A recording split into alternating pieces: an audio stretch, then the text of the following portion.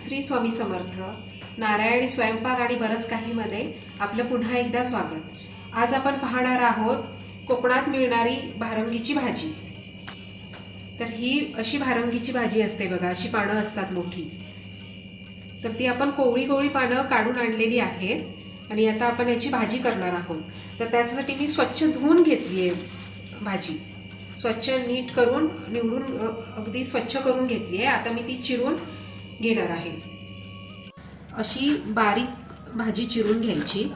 जेवढी बारीक चिराल भाजी ना तेवढी छान होते चवीला. ही मी चिरून घेतलेली भाजी उकडायला ठेवली आहे. ह्या भाजीला राप असतो.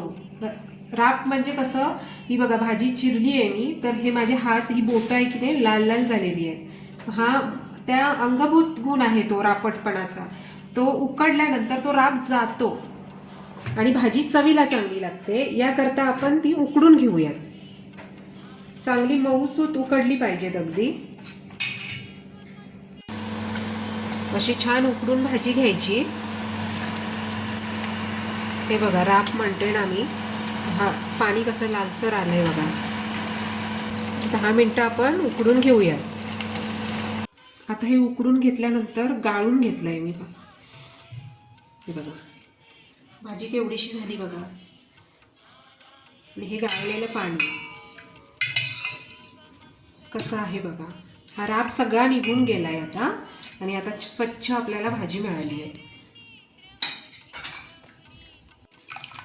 असं घट्ट पिळून घ्यायचं.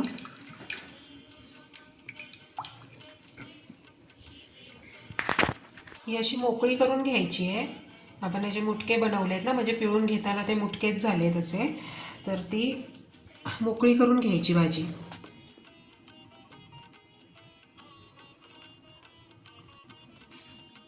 आता भाजी तयार करण्यासाठी साहित्य घेतलंय. 2 कांदे घेतले, खोबरं, मिरची, लसूण आणि मूग डाळ भिजवून घेतली आहे. आणि ही आपण पिळून घेतलेली भाजी. आता ही मिरची आणि लसूण आहे ना, ती जरा मी मिक्सरला लावून घेते आहे. याचं कारण म्हणजे मिरची काढून टाकली जात नाही. लसूण असं ठेचून घातलात तर अगदी लहान मुलं काढून टाकतात, आवडत नाही त्यांना. तर ती आपण मिक्सरला लावून घ्यायची. आता आपण भाजीला सुरुवात करू. तेल घालून घेते आहे. ह्या भाज्या करताना ना जरा पालेभाजी असेल तर जरा तेल अगदी सडळ हाताने घालावं. तेल, कांदा, खोबरं अगदी मुक्त हस्ताने घालावं. चव म्हणजे 1 नंबर येते. तेल तापलंय.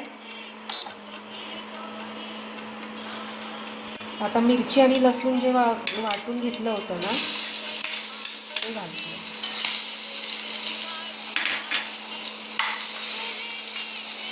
लगेचच कांदा घालू. सर्व एकत्रच भाजून घेऊ.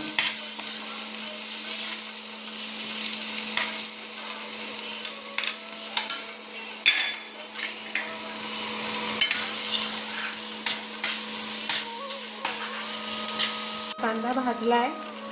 आता मूग डाळ जी घेतली आहे ती घालून घेऊ.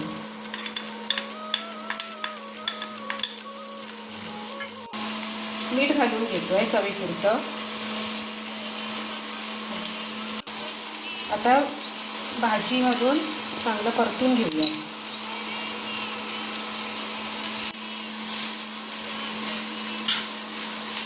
छान आपण परतून घेऊ.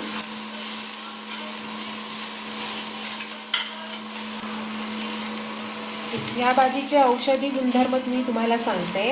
ही भाजी श्वसन विकार, जे श्वासाचे विकार आहेत, दमा, कफ, खोकला, सर्दी यासाठी खूप गुणकारी आहे. त्याचा काढा वगैरे दम्यात घेतात. दमा ज्यांना असतो त्याच्यात हा काढा खूप लाभदायक आहे. त्याच्यामुळे कसं माहिती आहे, आपल्याला जरी काढा वगैरे पिता नाही आला तर आपण 1-2दा तरी निदान भाजी त्या सीझनमध्ये खाऊन घ्यायची. ही रानभाजी आहे, 100% प्युअर. हिला कुठलंही खत वगैरे याचा वापर झालेला नाही आहे. निसर्गात मिळणारी भाजी आहे आणि ही सिजनेबल आहे. तुम्हाला ही नंतर अगदी हिवाळ्यात, उन्हाळ्यात ही शोधूनही सापडणार नाही आहे. त्याच्यामुळे आपल्याला जेव्हा जेव्हा ही भाजी मिळेल तेव्हा तेव्हा आपण खाऊन घ्यायची. तयार झाली आहे. आता आपण खोबरं घालून घेऊ. भाजी आता आपली तयार आहे. तोपर्यंत तुम्ही सबस्क्राईब करा, लाईक करा, शेअर करा आणि प्रत्येकाने ही भाजी पावसाळ्यात खाऊन पण घ्या. पूर्ण शुद्ध, सात्विक आणि पौष्टिक अशी भारंगीची भाजी तयार आहे. या भाजीत मी मूग डाळ घातली आहे. तुम्ही चणा डाळ, तूर डाळ, कुठली तुमच्या आवडीप्रमाणे डाळ घालू शकता आणि तुम्ही आवडीप्रमाणे प्रमाण कांदा खोबऱ्याचं कमी जास्त करू शकता.